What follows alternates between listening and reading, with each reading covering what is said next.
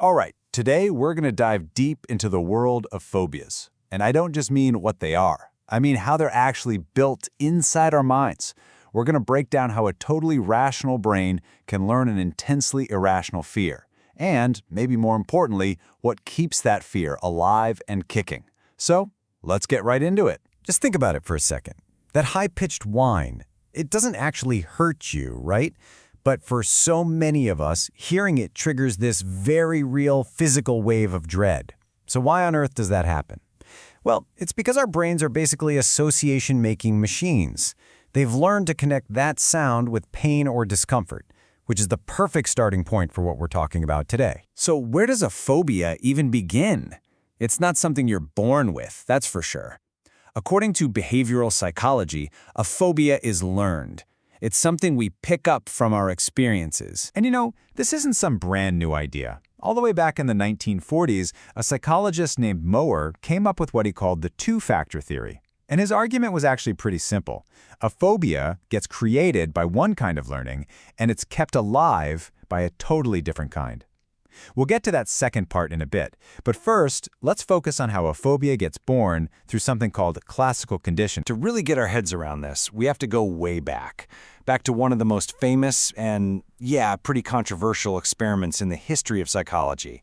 It's the story of an 11-month-old baby, who we only know as Little Albert. So here's what they did. At first, Albert was just a regular, curious baby. You show him a white rat, he's totally fine, no fear at all.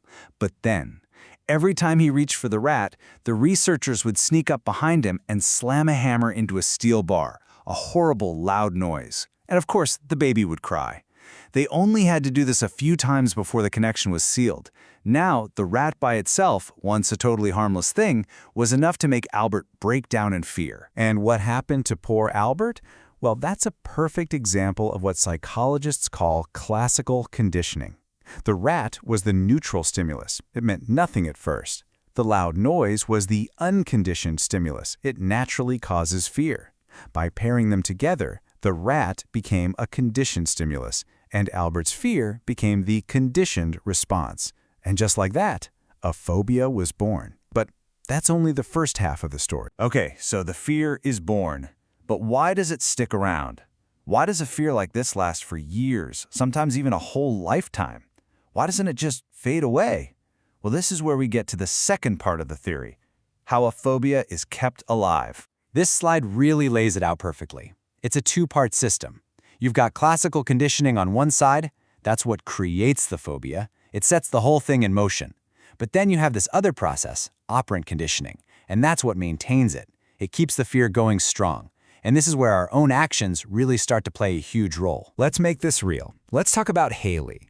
She has claustrophobia, a serious fear of enclosed spaces.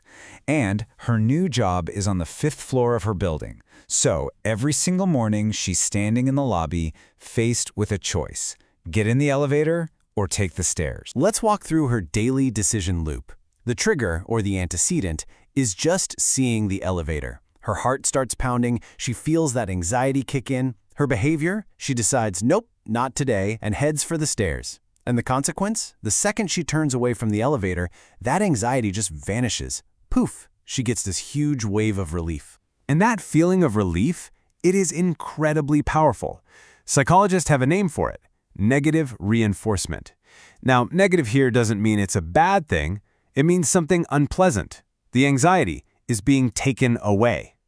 So by avoiding the elevator, she removes that awful feeling, and that acts as a reward, reinforcing her decision to take the stairs. She never gives her brain a chance to learn that the elevator is actually safe, and so the phobia survives, and it even gets stronger. But it's not just about what we do. It's also about what we think. Our own internal monologues can act like gasoline on the fire of fear. They amplify it through these little mental glitches that psychologists call cognitive biases. So, what exactly is a cognitive bias? You can think of it like a mental shortcut that our brain uses to make sense of the world quickly. But sometimes that shortcut leads us down the wrong path. It's a predictable, systematic error in our thinking that can seriously distort our perception of risk, making us see huge threats where there really are none. Let's look at two of the big ones that really fuel phobias. First up, you've got memory bias. This is when your brain decides to only focus on negative memories. For someone with a fear of horses, their mind will play on a loop that one time a horse got a little spooked, while conveniently forgetting the hundreds of other times they were perfectly calm. The memory cherry-picks the evidence to support the fear. And then there's catastrophic thinking. This is where the mind doesn't just worry, it jumps straight to the absolute worst-case scenario. It's not just, I'm nervous about the elevator, it's, if I get in that elevator, the cable will snap, it will get sucked between floors, and I will suffocate. It's a total exaggeration that makes the fear feel completely logical and justified. So let's pull back and put all these different pieces together. Because when you see how they all connect, you get the full roadmap of how a phobia really works. So here it is, the entire life cycle. A phobia is born from a simple, almost accidental association. It survives and gets stronger because avoiding the feared thing feels really good. It's rewarding. And all the while it's being fueled by our own minds, by thought patterns that exaggerate danger and edit out any evidence of safety. It becomes this powerful, self-perpetuating. And here's the real kicker. Every single one of these mechanisms, learning from bad experiences, avoiding potential danger, thinking about the worst-case scenario, these are all things that evolved to protect us. They're survival tools. But in a phobia, that incredible protection system gets hijacked. It goes into overdrive, and our brain becomes a deeply unreliable narrator of our own reality. And that brings us to the final and maybe the most important question of all. If these incredibly powerful, life-changing fears are the result of a learning process, does that mean they can also be unlearned? Something to think about. Thanks for joining us.